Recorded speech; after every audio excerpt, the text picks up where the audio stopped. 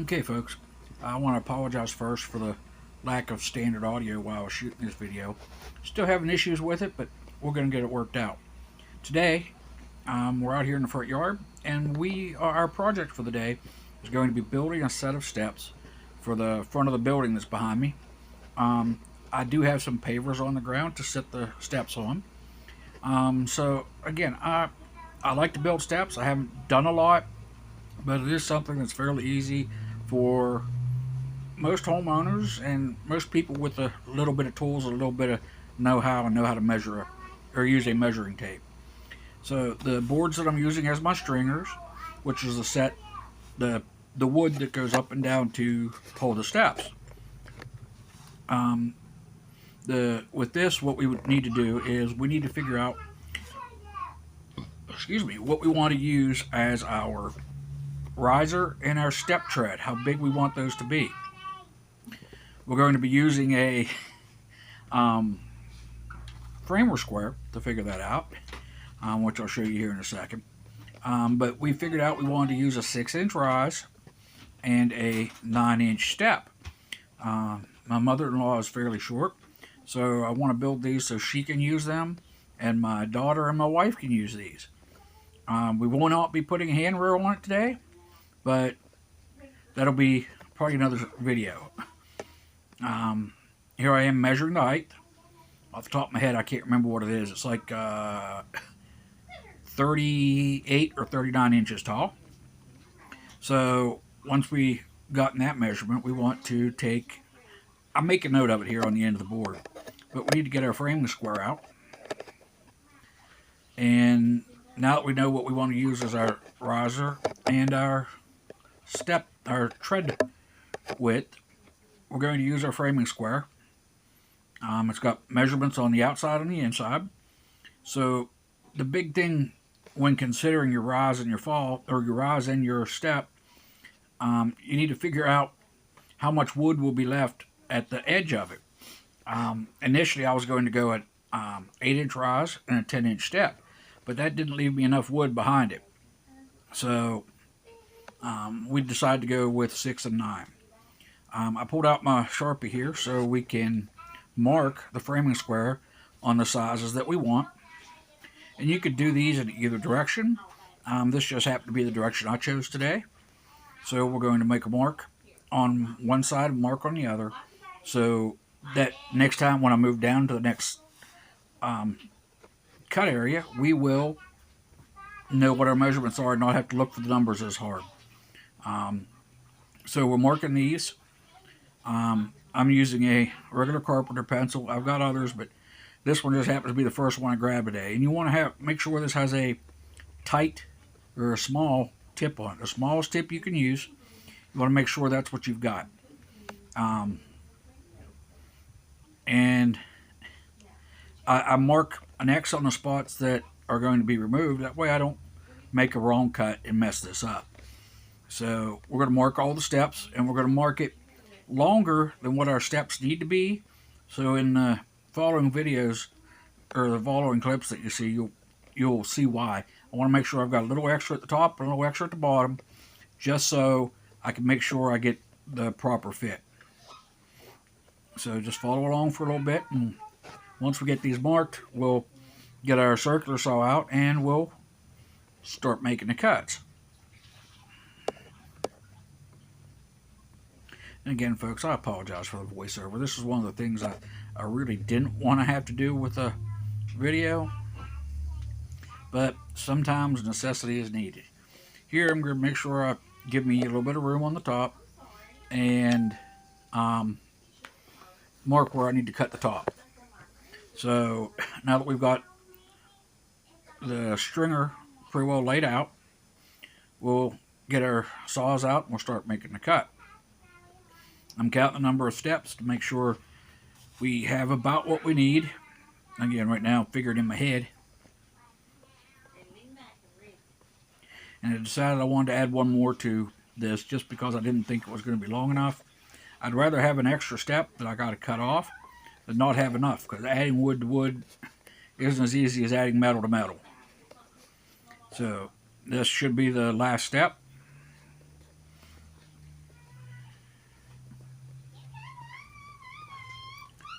I'm just double checking here to make sure all my marks are clean and visible, and I have enough steps to span the height of the floor of the building. With the framing squares and tools like this, you want to make sure you're delicate. You don't want to be throwing them around and things like that, because that can throw them off of square, so you don't get the proper cuts. Now I'm going to make sure my circular saw is set to the right height. I don't want an inch of blade sticking below the riser. I want to make it sure it's as close to the thickness of the wood. I like to give me about an 1/8 inch sticking below. Just because I've had a couple times where the thickness of the board just wasn't quite as consistent. So I like to add about an 1/8 of an inch below the board.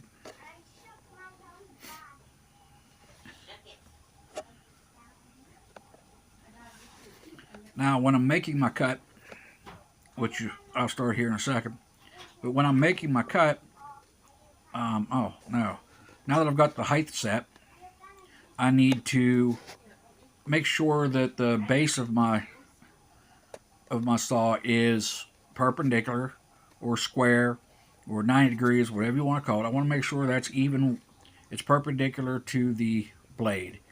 And if I remember right, this one was set perpendicular, but this one got dropped once, and it's not quite, the settings on it that are usually for speed stuff aren't quite exact. So I like to double check all of my, every time I pick up this saw and use it, I double check all of these things. Now when I'm making my cut, I want to basically cut the line in half.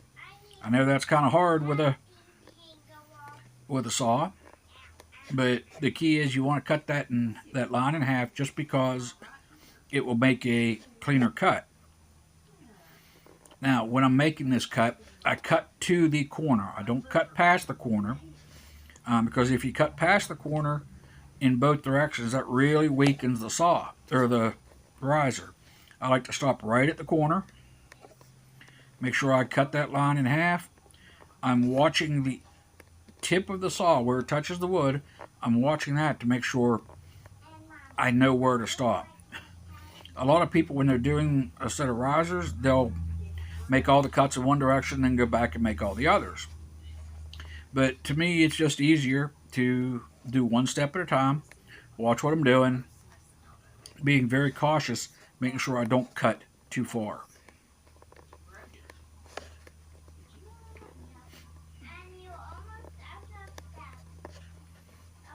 And again, if you notice the triangle that we're cut out didn't fall out, because again, we didn't finish cutting that out. So we'll come back to that with a different saw and make basically complete the triangle for the riser and the step. It's not something you can rip through quickly. This is something you've got to be very accurate with. So your steps will line up and they will lay flat, and all three of these boards will be the same cut. So the risers will be all identical, and putting them together and putting the steps on will work easier. Again, the wood that we were using was donated. It is used wood, which is why you notice on the one board there's a 4x4 screwed to it. But again, we did this with the only thing that we had to purchase for this is we bought the screws to put this together. All of the wood that we're going to use has been donated. These boards, the 2x8s, won't be used in our builds for our raised garden beds that we're going to be working on here soon. So using these to build this set of steps is going to be the best use of these for now. The one thing I didn't do while I was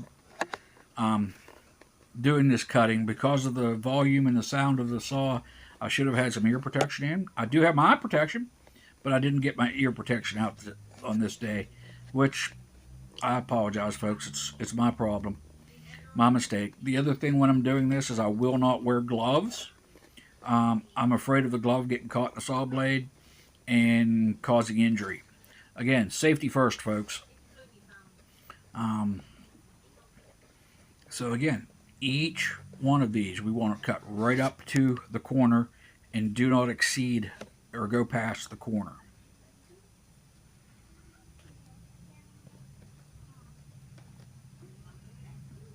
And before you remove your saw from the wood, you want to make sure that blade comes to a complete stop before you remove it. Because if you notice, about 18 inches away from my saw, the cord's cut. I did that once because I forgot to let the saw blade come to a stop, and when it came down, it caught the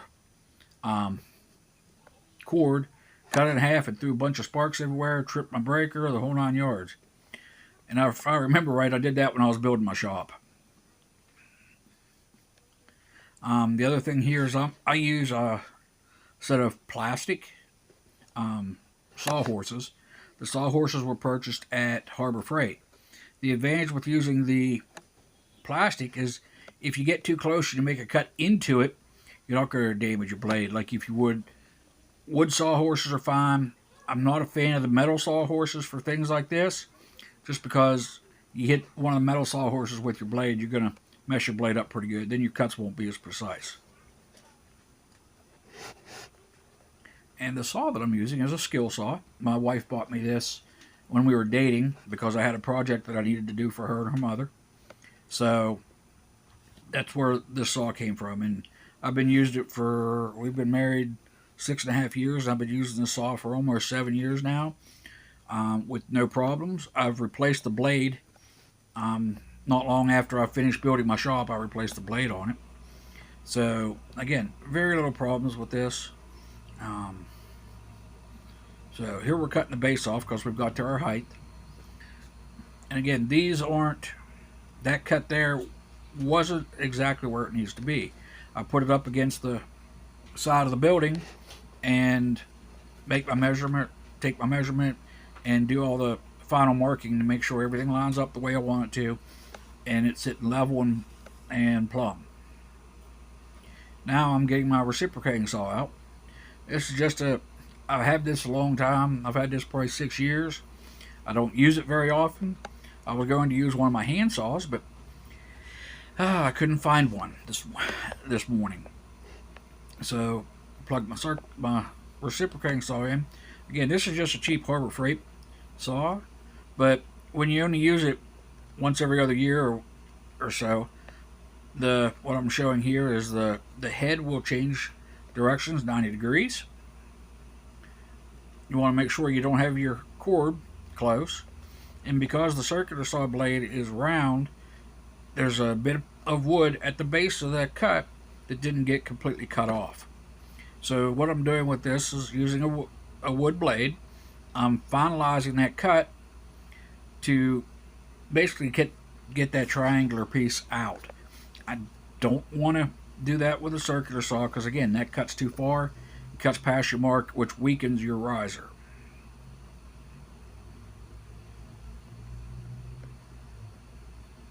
And there we go. Now I'm going to take my saw and just clean that corner up just a little bit so when I lay the stair treads on it, it'll sit flat.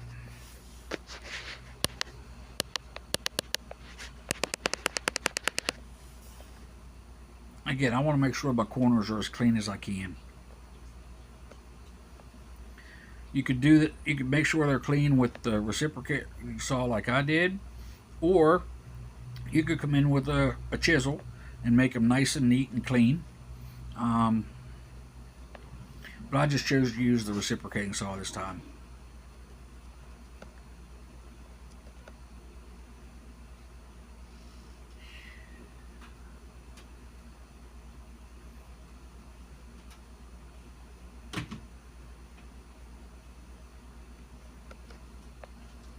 And then we'll get the rest of these cut and we'll go on to the next step.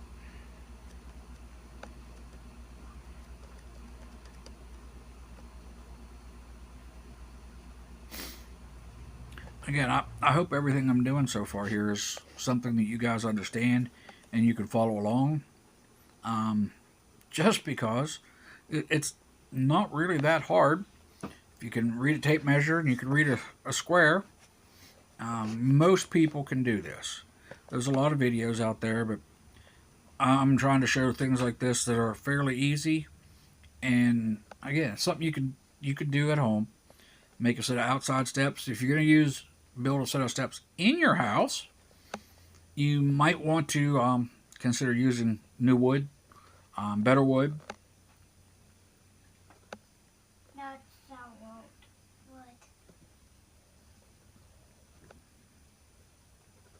Yeah, I'm fighting my reciprocating saw just because, again, I don't use it enough. And I'm watching the tip or the front edge of my blade just because I do not want to go too far. We'll check that. We'll clean it up if it needs it, and we'll move on to the next one. So we're going to take a pause here. I'll finish getting these cut out. We'll go on to the next step, folks.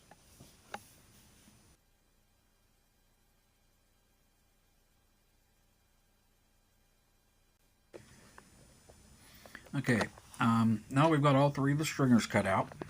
I hold the first one up against the house to see where it falls. I want to make sure my step tread or the tread area is level. I'm also checking the height and making a mark to where I want it to stop.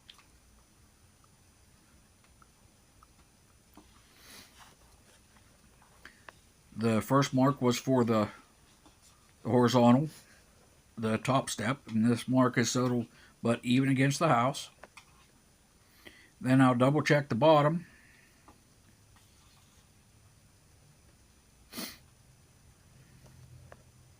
And make sure that's got a good flat spot on the bottom, so when it sets on the paver, it will set level. The pavers won't rock around, the steps won't move around very much. So now we'll go make those cuts and we'll double check it again here in a second.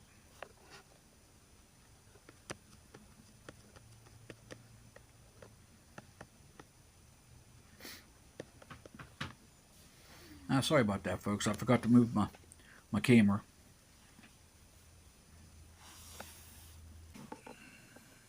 Okay, folks, we've got the top and the bottom cut to where we think it needs to be. We're going to line it up again. Double check, make sure the top step is even with the floor. We're going to double check our square, or our level. That way it's sitting exactly the way we want it and where it needs to be. Now, if you notice, the top step doesn't look very wide from front to back. We will be putting a piece of 2x8 across the backside to hold the steps and just so we can screw it to the house. And again, I'll transfer the marks that we did earlier to make sure all three stringers are lined up the same. I think I approve of the way that sits. And already it kind of starting to take the shape of a set of steps. Again, these things aren't that hard to make. It's time consuming, but this was actually a fun day building for me. Every chance I get to get out there and use my hands for a woodworking or a metalworking project, I enjoy myself. Now, what am I doing? Okay, folks, I've had to elicit some help from the wife. I've already got the top brace on, which is going to get screwed to the house. Now I've got to do the base on. Grab this board. Grab this board. Grab this board. What am I supposed to do? We're going to put it down here. Oh, what? Oh, no. It's going to go down here. Oh, like. Yeah, let me put this screw in this one. Okay. Okay, I'll move it. Okay. You know what you're doing. That one's nowhere near the wood.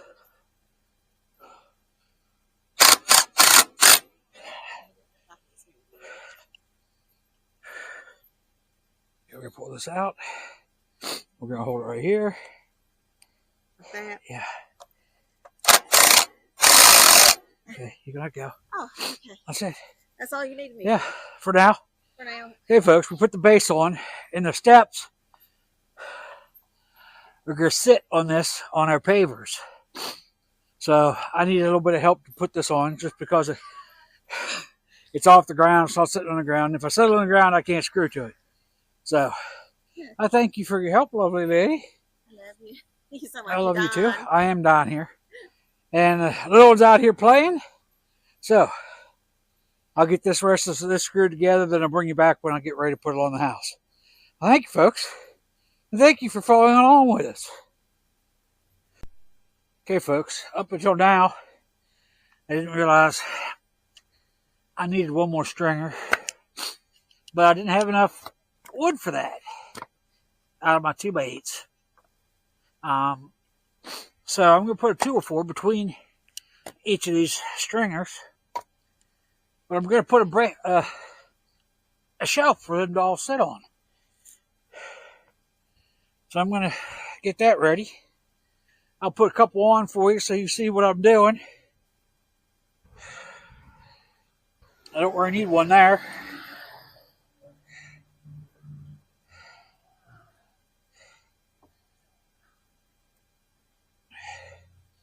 This is the thickness of the 2x4.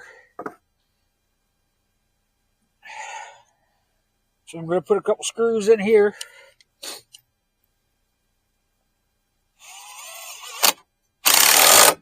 To help hold the 2x4s when I set them in here. Let's see.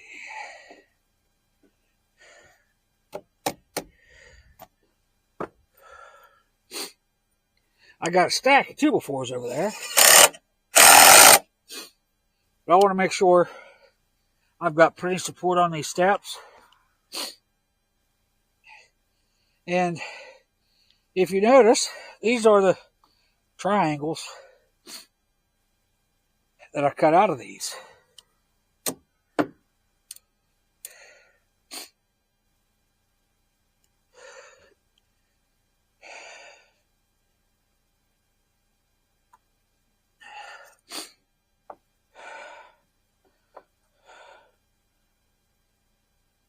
Gotta run these as close to the riser as I can.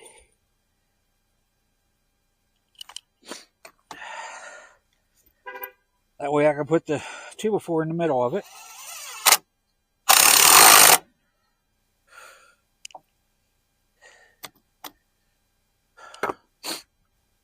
I'm going to do this with all the steps before I cut the 2x4s. Just so they're ready. So, I don't think you guys need to follow along as I'm doing all this. The steps are 44. I've got 3 stringers, so they're about 21.5 inches on center. And that's a little bit wider than what I like. But again, I'm trying to use up scrap what I've got. These steps aren't permanent, so continue to follow along, folks. Okay, folks, I'm going to wrap the video up here. I'm not sure. I got a couple more steps to cut and put up, but these are some 1-inch tongue and groove panels. Every bit of the wood that's been used in this has been salvaged from other projects around town, other projects around the house here. I don't like to go buy wood if I don't have to. But again, all of this has been salvaged. Again, this is what it's going to look like. I've got 4 more steps to cut. So you have a great day, folks. I thank you for joining in and following along. Again, I'm no professional. I'm just a homeowner who has to take care of things around the house. And most of the jobs that need done, I can actually handle. So, again, these are mostly do-it-yourself stuff. I'm hoping that I've inspired you to get up and tackle some of the things around your house. If you have any questions about anything that I've done, anything I've done here, don't hesitate to ask. I'm not a plethora of knowledge, but I do know a little bit about a lot of stuff. So I hope you enjoyed this build of the steps. I'll get out of the way so you guys can actually see. I run some runners across the center, which are 2x4s, just to give it a little bit more stiffness. I would have liked to have had another stringer, which are what the steps and stuff sit on. I would have liked to have had another stringer, but again, I'm using salvage wood. Budgets are tight right now. Food costs a lot, and we try to do what we can. So thanks, folks. Follow us along here on YouTube. Follow us on Instagram. And you can even follow us on Facebook in More Honey Camp Manor. You can find us through our Facebook. You can find us on YouTube. And the other thing I like to push is my wife's YouTube page. She's under Deidre Nicole.